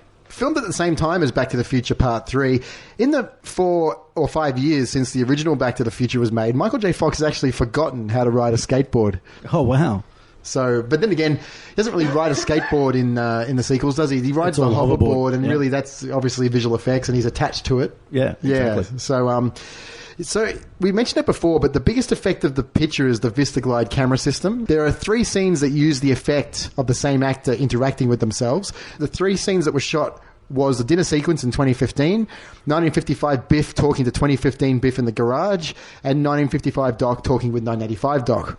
In order to create the dinner sequence with the VistaGlide, the camera had to be divided into thirds, and Michael had to come in 3 different times to play his older self, Marty Jr., and his daughter, Marlene. Back to the Future Part 2 is the first film to accomplish interaction between the same actor on the screen twice as 2 different characters. If you watch closely, actually, just to point out a bit of a goof here as well, you'll actually see that old Biff's hand disappears during the scene in the garage because the VistaGlide cuts it off. When you notice it, it's quite distracting. But he does disappear. The sequence in the garage, I find the most obvious that it's camera work or camera trickery because the 2 windscreens kind of look slightly different. There's something a bit different going on in the backgrounds, and it's a bit unsettling at times. But for the stuff on set with the 3 Michael J. Foxes having dinner, they literally glued everything down so it stayed in place. Because if the background changes when they shoot the next sequence, it's jarring and it'll jump cut and stuff. So they have to keep that really nailed down. I think the VistaGlide camera in this is phenomenal, and I think it's better than some blue screen work. It's better than some of the blue screen work that they do in 3. They don't use any blue screen in this, but they have by the time they shot 3. And I think the VistaGlide camera is extraordinary. I think it just looks stunning. Doc mentions to Marty that he visited a rejuvenation clinic in the future to make him look younger and add years to his life, etc., etc. This was written so that Christopher Lloyd would not have to constantly wear old age makeup for the 2 sequels, since he would primarily be portraying the 1985 incarnation of Doc. That's a nice gag, that. It's a nice moment. Yeah. Yeah. And he pulls the makeup off his face and you get to see it. And that was always something as a kid I always loved it. When they did a Mission Impossible, they did it on the A-Team. Yeah, there's something about that, isn't there? Yeah. It's the idea you could change your entire look just with a bit of makeup. You're like, oh, that's awesome. I want to do it. That's so clever. That's just like a little idea to just make things easier for them. And you just, as an audience member, just accept it and go, oh, okay. Yeah, future, sure. A really, really great moment as well where he goes, what do you think? You look great, Doc. And Doc's look back at him is in like, yeah, of course. How good do I look? It's so good. Doc mentions that he left Einstein in a suspended animation kennel in 2015. I left him in a suspended animation kennel. Einstein never knew I was gone. This line was written in to explain why Einstein was not with Doc when he came back in 1985 to pick up Marty and Jennifer. This is a great thing that you could do in the future with pets. They did cop a little bit of backlash about Einstein in the first film in terms of people really worried when he went into the future that he might die or something might happen to him, and people were actually worried about Einstein to make sure the dog was okay all the way through that film. So that was in part just to satisfy viewers that the dog's fine, everything's okay, let's move on. And they also did that at the end of Part 3 when he just appears in the train at the very end and just like, I had to come back for Einstein. Yeah. You know, so. But that's specifically there for that kind of backlash they were getting from fans, which is, it's kind of nice that they looked after them. Just quickly as well, unless you count the reused scene from the first movie, this is the only film in the series where Marty doesn't actually drive the DeLorean at all. Yeah, right. There you go. He's probably quite happy to after getting beaten up by it in the first film so much. That's it. You can see Michael Jackson posters on the wall of the African-American family, the one that taken over Marty's house in the alternate 1985. One of them is Off the Wall and the other one is Thriller. Obviously, you can also hear Beat It in the Cafe 80s. Another foreshadowing of the third one as well, just quickly. Doc expresses his regret that he will never be able to visit his favourite historical era, the Old West, in this one as well. My only regret is that I'll never get a chance to visit my favourite historical era, the Old West. The time travelling is just too dangerous. Better that I devote myself to studying the other great history of the universe. Women. Which he also does in Back to the Future 3. In regards to the DVD and Blu-ray releases, most of the information that you guys need you can get from our Back to the Future episode, because really these were all sort of released together. So it came out in 2002 on DVD originally, and there was a 2005 re-release. Then 2010 was the Blu-ray, and there's also the re-release of it this year, Brose, for the Back to the Future 30th anniversary. Comes out in the next week or two. Yeah. The Australian one's not bad. It just doesn't have the animated series episodes on it, and I think that's fine. Disappointing thing I find with the Blu-rays is that they don't have the original posters on the covers. Kind of made a little. They're not quite the same, are they? It's just such a great classic poster. Why don't you just keep it that way? Yeah, with every re-release, they seem to need to sort of rejig it a little bit. Not always for the better either. No, definitely not. And there is a commentary for this as well. well, Brose. Is that right? Yeah, just refer to what I said about the one for the first one. It's not worth wasting your time on. There's another Q&A commentary, which I haven't heard for this one, but the Q&A commentary... It's just a follow-on like the first one. It's exactly what I said about the commentaries in the first film apply to this one. They're not really worth your time. Because it's Bob Gale and Neil Canton again, isn't it? It is, yeah. Neil Canton... And you said it was worse than the first one, which is hard to believe. Well, the other thing, just quickly, the thing about this film is it doesn't have the great story about the making of the film like the first one does. The first film was a huge hit. They got given the money to make it. They got enough money to do exactly what they wanted to do. They had all the actors they wanted pretty much, except for Crispin Glover. There weren't huge dramas or issues. There wasn't the Michael J. Fox working 18-hour days. Like, there wasn't shooting with Stoltz. There's not all that really exciting behind-the-camera stuff going on. It's just a film, and they just made it at the end. So they don't have a lot to say, and there are big gaps of no talking whatsoever on this commentary. And so you don't need to listen to this one? Don't bother. Okay. All the supplementary features are more than enough. Yeah. Okay. But anyway, don't listen to it. Don't bother. But the key thing I just want to mention in regards to the DVD release, the initial DVD release, and this is going to explain a lot of things, Brose, for our audience as to like why I have such an issue with Universal Studios home video. Okay? Now, I don't know if you guys knew about this, but... Lovely people at Universal Studios. Lovely fans. people, Brose. Lovely people, yeah. Except for the people that worked on Back to the Future 2 and 3. Devoted fans of the films quickly noticed that the video of the widescreen version of parts 2 and 3 contained numerous shots that had been framed incorrectly, either because the shots were too high or low to center the image correctly, or because they just zoomed in on the image, eliminating portions of the image on all sides. Particularly the jacket fitting scene of this film, which is spoilt on the original DVD release because you can't even see like where the doc's like pushing the button, like, you know, like it looks hopeless. Outraged fans quickly organised petitions demanding that Universal Studios correct the problem and re-release the DVD set. What's the explanation for the change in the shot? They never revealed it. Right. In fact, my understanding is this is just a quality control human error that just got through. Yeah, right, okay. And they never actually... It's an accident. Yeah, it was an accident. But I mean, what a costly accident. Right? Yeah. In May 2003, Universal corrected the problem and issued V2 or version 2 DVDs that could only be distinguished from the original flawed DVDs by the mark of a small V2 near the edge of the discs themselves, and of course by comparing the corrected video. However, they did not initially begin packaging the V2 disc with a trilogy box set that was being sent out to retailers. Instead, Universal set up a toll-free phone number which owners of the original DVDs could call and ask for a postage-paid envelope to be sent to them. The owner would send their flawed discs back to Universal in the envelope and would soon thereafter receive the corrected V2 discs by mail.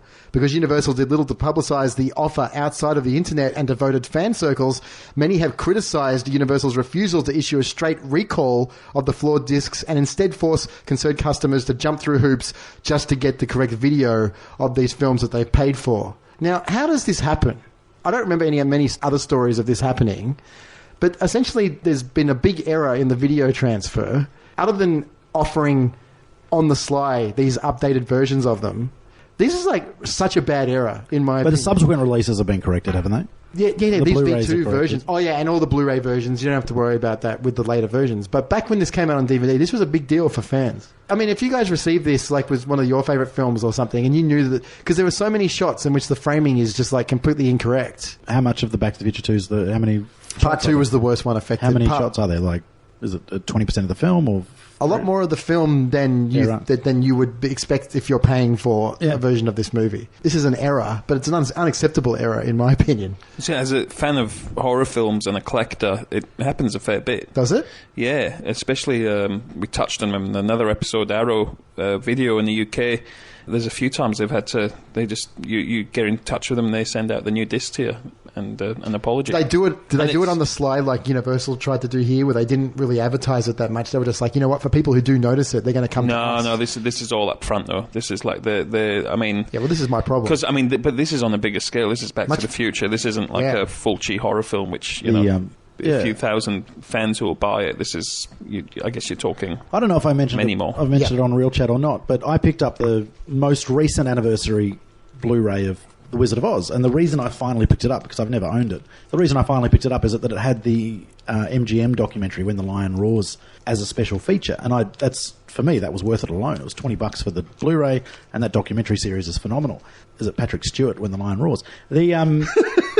That's just When the Lion Roars. But when I got it home, that documentary wasn't on there. So I had to so all the packaging said the documentary was on there, like the cover for the Blu-ray, and when you went online it said it was on there.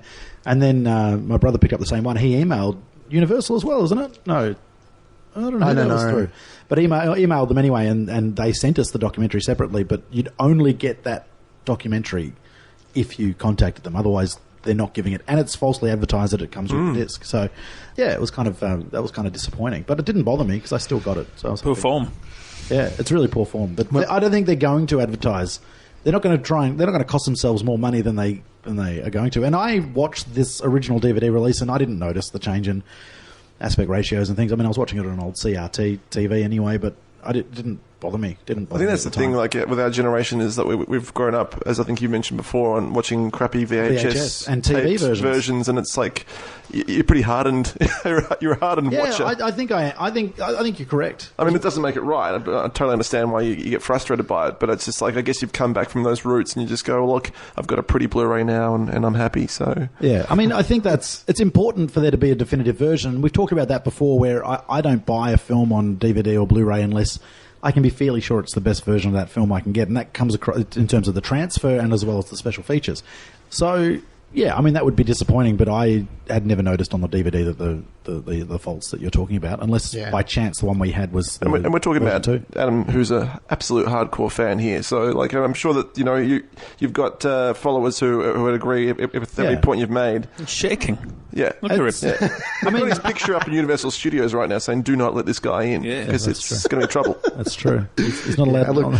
He's not allowed to do the as far as I'm tour. concerned, make this error on any other film. All right, so don't fuck with my Back to the Future, man. Yeah, not bad for Mr. Johnny Come Lately over here, who didn't even see the original when it came out. I mean, Jesus Christ, he calls himself a fan. He doesn't never even see an episode of Family Ties. The sad thing is, if he had access to a time machine, that's what he'd do. He'd go back and watch Back to the Future in 1985. Yeah. That's all he'd do. That's exactly right. Andrew, let's talk about Alan Silvestri and his score. Silvestri obviously returns from the first one. In fact, he does all Robert Zemeckis' films. Yeah, what are your thoughts on Alan Silvestri's work here in the second one? I mean, as we discussed in the first one, it's very much a character. It's a very strong element of these films, is that theme and the rhythm that he creates, the textures. And they're all here in this film, and I think, they work beautifully. If I had to nitpick, I'd say it probably doesn't, he doesn't pull any stops out with this one. It's pretty much a rehash of exactly the same music he did for the first film. Yeah, a lot of borrowed music from the first one. There's a couple of new additions, a bit more menacing, kind of darker music for the alternative 1985. And Biff stuff. Yeah, lots of Biff-related stuff. A lot of suspense music in this one. It's quite restrained in its mood setting. Probably the main problem is the performance of it. I just don't think it's as smaller orchestra. Smaller orchestra just doesn't have that really robust playing of the first film. It seems a bit flat. I mean, that's real nitpicking, because in the film it works beautifully, and it's all done. It's all in the right places. And as a recording, I think as well, if you listen to it away from the film, it's a pretty flat listening experience. Yeah, and this is one that you actually bought this back in the day. I've got the compact disc, and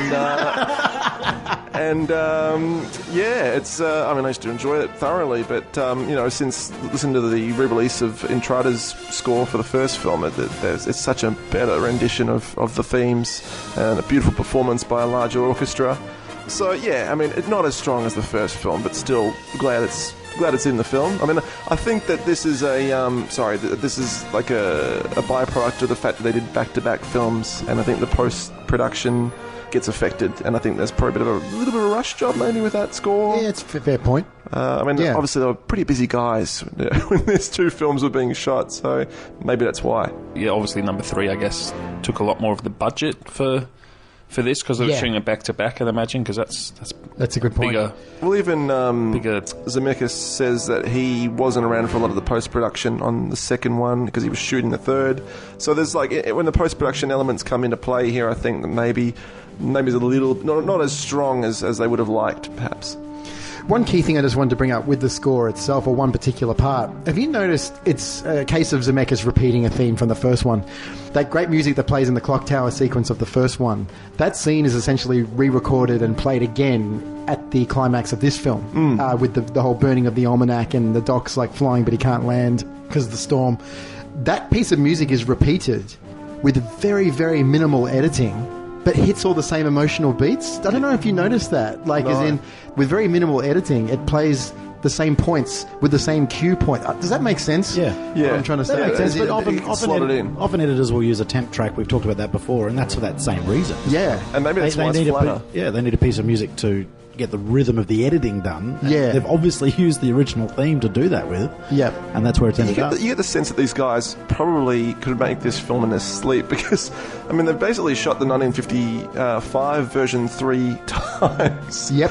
I mean, with Eric Stoltz, then again with Michael J. Fox, and then again with Part 2. I mean, it's, it basically gets to a point where it's a little bit repetitive. Gale talks about, on the commentary, he talks about when they went to shoot the 1955 stuff again, that a lot of the crew, the lighting crew and all those guys, put the gear exactly where they had it 5 years earlier, and they remembered exactly where they'd put it on the location. So there's very much a sense of it's like, let's put all the lights up again like we did last time. It's a crazed aspect to. I mean, not many films could really claim that they've done the same film 3 times. It's just exactly Michael Bay's career. Maybe is there score that was made or that was written or that was whatever that wasn't used, and they've chosen to go back to the original themes? Do you think, or have they explicitly decided let's use more of the same music to create that nostalgia, or is there a reason why the work in this isn't as involved, do you think?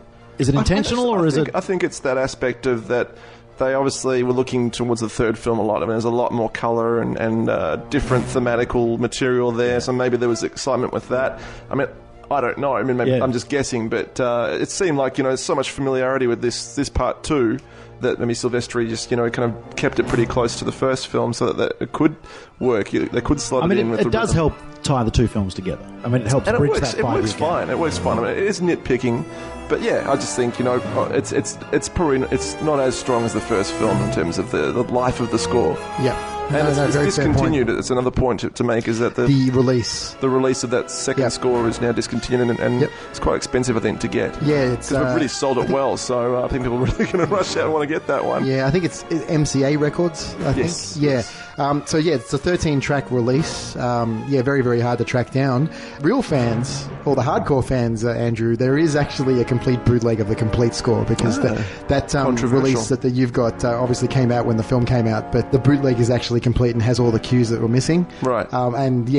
It's for fans. If fans want to track down that stuff, because there was a lot of great material that was actually omitted from that album. Yeah. A lot of some of the great moments of the movie. Yeah. So, the bootleg is complete, and it's very good sound quality as well. Okay. So, one day it might come out, might get expanded, but we're yet to see that. Okay. Yeah. And there were 4 songs in the film. We mentioned them. We did touch upon it briefly.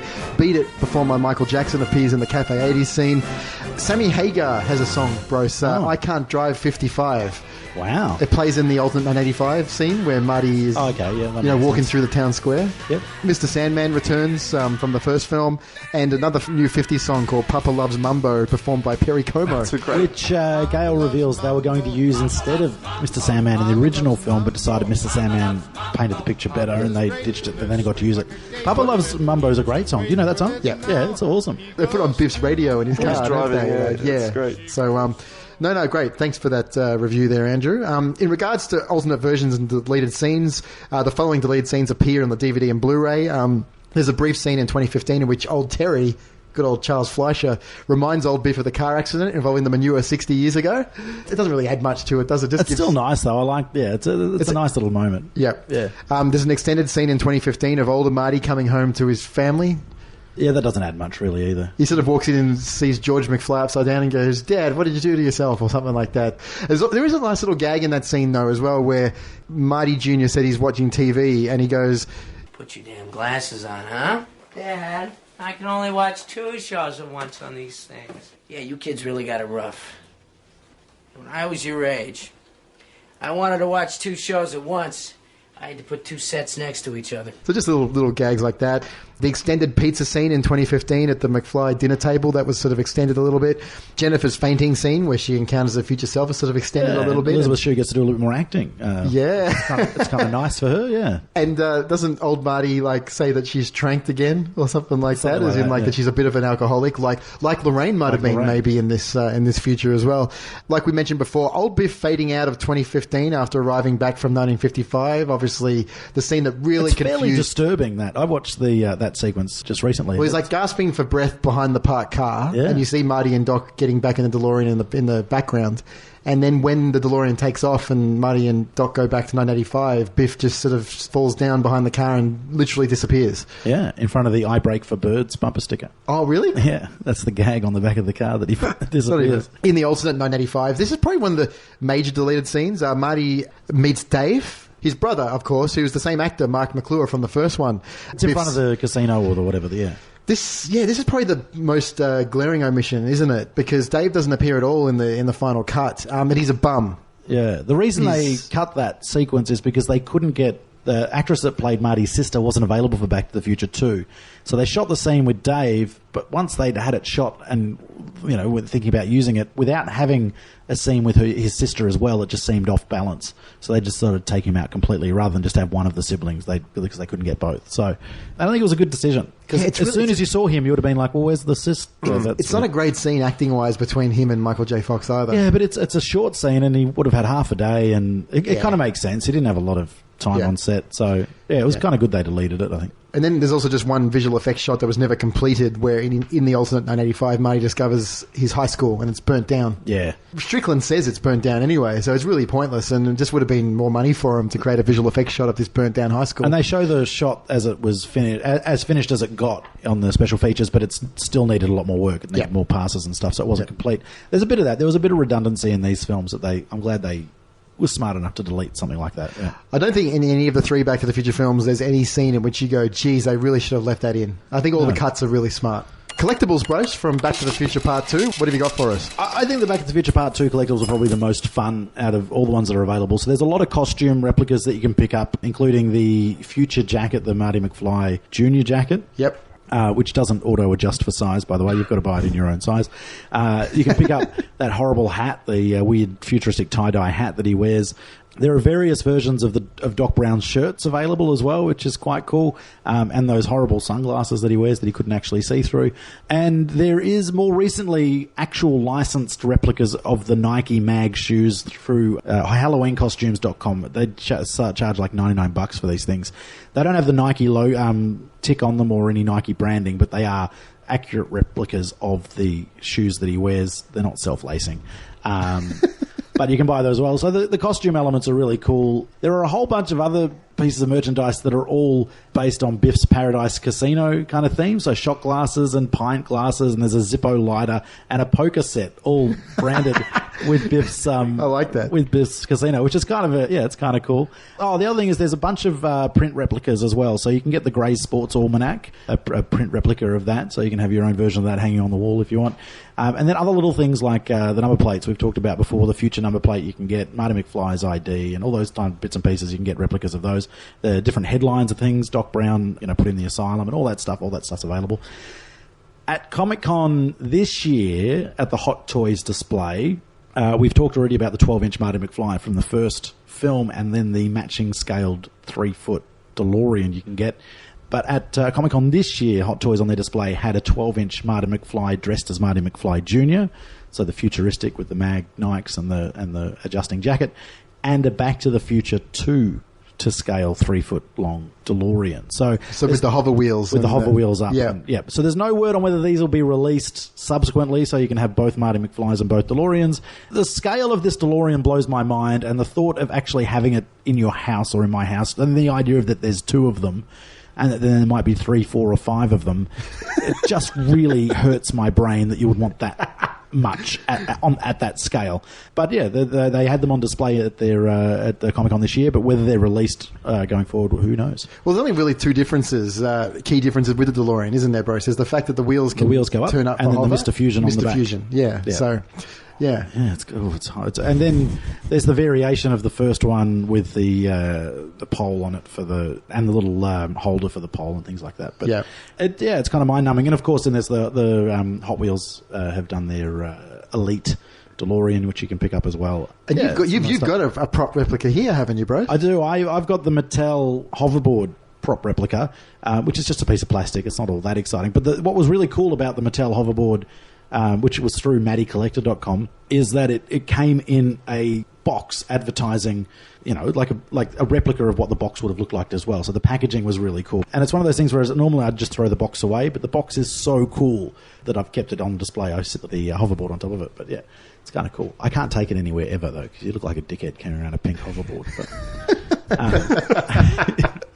But it's cool. I love that. I love it. Yeah, good stuff. Thanks, Brose. In regards to the awards for this film, the key thing was its Academy Award nomination for Best Effects Visual Effects to Ken Ralston, Michael Lantieri, John Bell and Steve Gawley.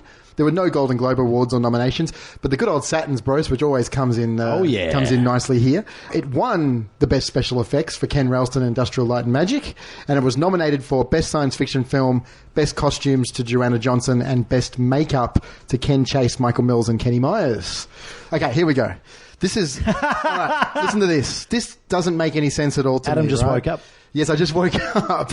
The Rotten Tomatoes website certifies Back to the Future 2 fresh with a score of 61%. So it's a fresh film by 1% or 1 or 2%. So 59% would be rotten. 33 positive and 21 negative, right? Now, they've just got this completely and utterly wrong. 61% for Back to the Future 2. But that's the thing. This film is critically, it wasn't that well received. I think it's generally received as a poor sequel, or it was at the time. I don't think it's regarded now as a poor sequel. Last week we said Eric Stoltz had been busy. Maybe this week Crispin Glover's been busy typing up some reviews this time. That's so true. Yeah, but I don't know. I just reckon that's so underplaying this film. Like, there are so many worse sequels that probably get better scores than 61%. But the way Rotten Tomatoes works, so that's reflecting the reviews that were written. The critical reviews. The critical reviews. Yeah. And if a lot of those are from the period, then, I mean, Bob Gale talked about in the commentary that it wasn't particularly well received either by audiences or critics because of the ending and because of the open end. And he talked about how he wanted to market, he was hoping they'd market the film as a bridging film, but it was marketed as a complete film. And it was that incompleteness that he thinks left people kind of dismayed, and that's what the critics picked up on as well. So, I mean, it's surprising. I agree that it seems wrong, but if that's what was the mood reflected at the time, then you can't argue with that. That's fair enough too, because at the time, I remember being disappointed. I was shocked when it was like it ended on that note, and then it had that little. I was excited that I only had to wait 6 months though, instead of 2 years or 3 years for a sequel. Like, that's true. I kind of finished watching, and I'm like, well, and I only have to wait 6 months to resolve it. This is awesome. Like, it's. But the end note, I guess, is a little bit disappointing. Yeah, you're just kind of like, it's not finished, but so maybe that affected the reviews, and because that's pretty much a first. I guess Empire did that, but it's still a fairly early concept. And they were very conscious of Empire when they made this film. Like, yeah, it's very much it's aware of that. Yeah. Do you think people were confused in this one? I reckon there's that element too. And the darker element, I think people were a little bit thrown by how dark it was. I also think the esteem held for this film increased substantially once it was released on VHS and people could repeat view it. I think it's a film that benefited from VHS and the repeat viewing idea, whereas as a standalone cinematic experience, it's obviously left people disappointed. Yeah. It also gets an IMDb score of 7.8 out of 10. That's pretty good. Which is very good. Yeah. Yep. And that again reflects that idea that people have reviewed it or not reviewed it, but they've rewatched it and enjoyed it subsequently. I think people are enjoying this movie more and more as time goes on. I did too. I did. The more I watched it, the more I liked this film. Yeah. Roger Ebert of the Chicago Sun-Times gave the film 3 out of 4 stars. Very good review there. He did criticise it for lacking the genuine power of the original, but praised it for its slapstick humour and the hoverboard in its chase sequence. So he must have loved that hoverboard. Janet Maslin of the New York Times wrote that the film is ready for bigger and better things. Maslin later said that it manages to be giddily and merrily mind-boggling rather than confusing. Jonathan Rosenbaum of the Chicago Reader gave the film a negative review, criticising Zemeckis and Gale for turning the characters into strident geeks and make the frenetic action strictly formulaic. He cited as well Michael J. Fox dressing in drag decided to bring that up in his review as well. Variety said Zemeckis' fascination with having characters interact at different ages of their lives hurts it visually and strains credibility past the breaking point by forcing him to rely on some very cheesy makeup designs. I don't know. What a dick. So, I've got another. Remember how I did that interesting fact that you didn't know last week? Yes, love that. I think I've dug up another one. Oh. Now, if you have heard this, I'm sorry, but did you know Leah Thompson's dress for the 1950 section that they've shot was the only original costume from 1985 that they had? They had to redo one that was all left over? Yeah, No, she kept hold of it. No, I didn't. You've done it again. Yeah. Woo! Matt's done Another it again. fact bomb. There you go. Wow. There were 3 of those dresses made for the first film. She kept one and the other 2 went missing and destroyed or whatever, yeah? Yeah, all right, bros. We were happy with my fact. Phenomenal. Jesus. No, you knew the fact last week as well, to be fair. It was. Matt, you've got one film to go, mate. Let's hope you can do the 3 I've got something in the back pocket. Fantastic. We'll see. Ooh. Mate, guys, let's wrap this up with our traditional 5-star review system. So over here to Andrew first. I find myself watching this one more than the first one. It's probably controversial, but I think I love the dark aspects and the fun aspects. It's just a film that has everything. I think it's just, as we said, a very bold move for the filmmakers to try such a concept. I mean, so many sequels just fail and die on the arse, and this one works. It just they nailed what they set out to achieve. A couple of little negatives about the score not being as soaring as in the first one, but if you're really looking for something, that would be it. But otherwise, yeah, strongly recommend it, and I'd give it 4.5. Hey, nice. Yeah. Very nice, Andrew. Yeah. Thanks. Brose. Yeah, I reckon I'm going to give it 4.5 as well. I don't know what it is that doesn't make me want to give it 5, though. But I love the first film so much, and it just was a phenomenal experience the first time I saw it. I mean, this film does have its weaknesses, but it's so much fun, and it just really nails the nostalgia of the first film. It is quite dark, but I think the darkness early on really helps with the payoff when we go back to 1955 in the third act, and I think you wouldn't quite enjoy the tension at the end of the film if it wasn't so dark, and there wasn't so much as at play here for Marty McFly, so much as risk. And I think that small element of the story, which is about Marty's future being in trouble or whatever, which is the reason they go to the future, is kind of the weak element of the plot, whereas it's more what Biff does with the almanac that picks up and takes over completely, and is much more interesting than that kind of selfish reason, I guess. But because it's so dark and so miserable, the payoff at the end is phenomenal. I can understand why viewers at the time thought it was a bit incomplete, but I've always found this film complete enough. The narrative within this film finishes. It just has an ending that takes us to another story. I always find that kind of bizarre. 4.5 out of 5. Definitely recommend it. Check it out. More so than the third one, it's worth watching 1 and 2 close together in proximity and really enjoying the accuracy of those shots done in the 1955 from the first film. It's so incredibly well done. And you'll get a better feel for the future of 2015 if you've just seen the first film, I think. But yeah, check it out. It's great. Great. Thanks, Bruce. Matt? Yeah, I thought my score was going to be really good, but I really recommend it. But 4 stars. Yeah, I mean, I think it's great. I just don't think it's anywhere near as good as the first one. I love watching this film. Funnily enough, I mentioned in last week with Back to the Future Part 1, watching that with my kids. They love that film. Number 2, they just zone out because it is just a bit too all over the place for them, and perhaps a touch dark for them to understand as well, I think. Yeah. I think too, just quickly, sorry to interrupt. No. One of the things that helped, I think, when we were kids watching this film is that there was a lot of press and a lot of promo for it, and we knew a lot of the elements that might distract your kids now. So things like, we knew Michael J. Fox played multiple characters. We knew a few of the actors played multiple characters. We knew that there was different elements of the future. I knew that we were going back to 1955. We kind of knew a lot of that stuff, but not the context of it. And I think that might have helped consume it at the time. Yeah, I think also it's funny as well as it's 2015 now, and they're watching it in 2015 and they're thinking, what the fuck were you guys on? How are your kids responded to 2001 A Space Odyssey? They looked at me and said, what the fuck are you on, Dad? Wow, your kids are smarter than all of us. Yeah, they're filthy mouths as well. But, but number 2 is just too much for them at the moment. Yeah, okay. I mean, they're only, I should know this, they're only 8 and 5. Yeah. Good stuff. I'll just wrap this up quickly, guys. I really, really love Back to the Future 2. I think against all odds, it just does something perfect, and I can't really put my finger on it. Everything that it takes from the first one is exactly what it needs to take, and then everything that's new about it is exactly what the sequel to Back to the Future should do. Because as we've said numerous times, and everybody knows, I just think that the first film is just perfect.